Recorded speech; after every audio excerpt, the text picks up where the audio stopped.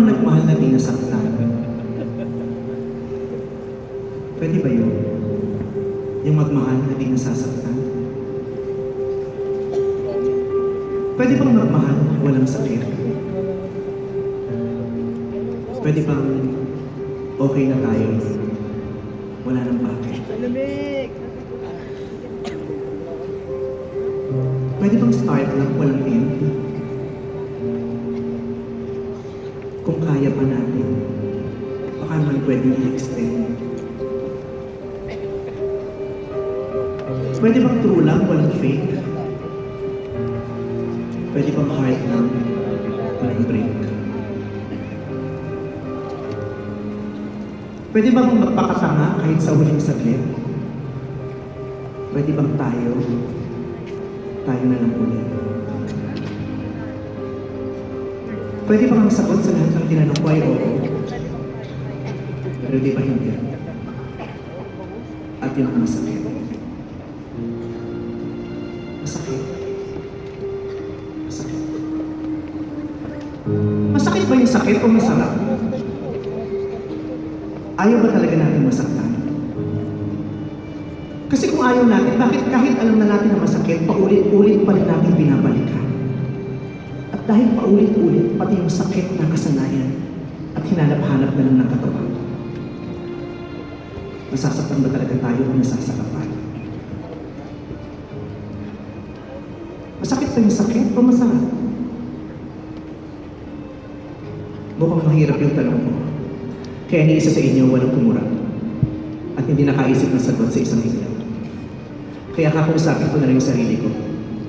Total ako naman na nakaisip ng tanong na ito. Masakit ba yung sakit o masarap? Alam kong wala ka dito ngayon.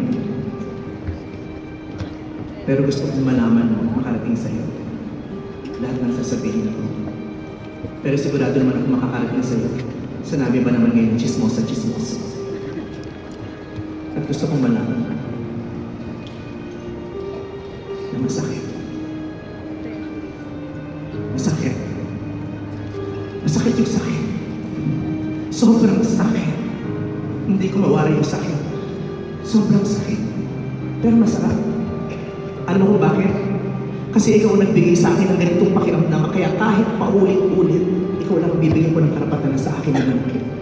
Dahil mahal kita. Mahal kita habang buhay ng hindi ng isang saglit. Oo, mahal kita. Mahal kita. Mahal na mahal kita kahit tayo lang ang nakakaalam. Dahil natatakot ka, natatakot ako, natatakot tayong dalawa na parehong mahusgahan. Mahal kita. Mahal kita. Mahal na mahal kita. Dito sa mundo natin parang kulungan. Isang pagtuli ng masikip, madilim, at ang mahal mo ko ay pwede mo lang ibulong sa katahimikan at tayong dalawa lang ang nagkakarinigan. Mahal kita. Mahal kita. Mahal na mahal kita. At alam kong mahal mo ko kahit tayong dalawa lang ang nagkakaintindihan. Mahal kita. Ang ina nila, mahal kita. Kahit sa dulo nito, alam kong wala tayong laban. Sa bawat pelikula ko, sa bawat palabas ko, gusto sana natin magkasama tayong dalawa sa siksikan. Sa bawat laro mo, sa bawat 3 points ko, gusto ko sana nandun ako para mamuna ako sa palakpakan at gusto ko isipon ng putang ina, jowa ko yan! Pero hindi natin magawa kasi natatakot tayong parehong mapag-usapan. Kaya kahit pareho tayong tagumpay, pareho tayong nananatiling tagunan. Ang sakit. Ang sakit. Ang sakit. Sobrang sakit. Sobrang sakit. Hindi ko maintindihan yung sakit.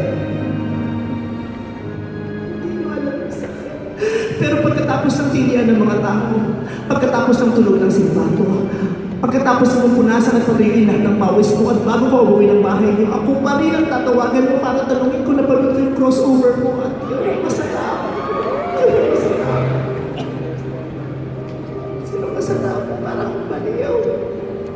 Para akong tanga. Makita ko pa lang yung pangalan mo sa telepono para na ako nasa ulam. Pag narinig ko rin yung boses mo, pag sinunod ko yung tawag ko, para na ako nasa napaan, para na ako nababaliw kasi ang sarap. Ang sarap, sobrang sarap. Ang sarap pero ang hirap. Ang sarap pero ang saklap. Pero masarap. Masarap kasi sa loob ng mundo natin, kahit nakakulong tayo, masaya naman tayo eh. Nagtatawanan,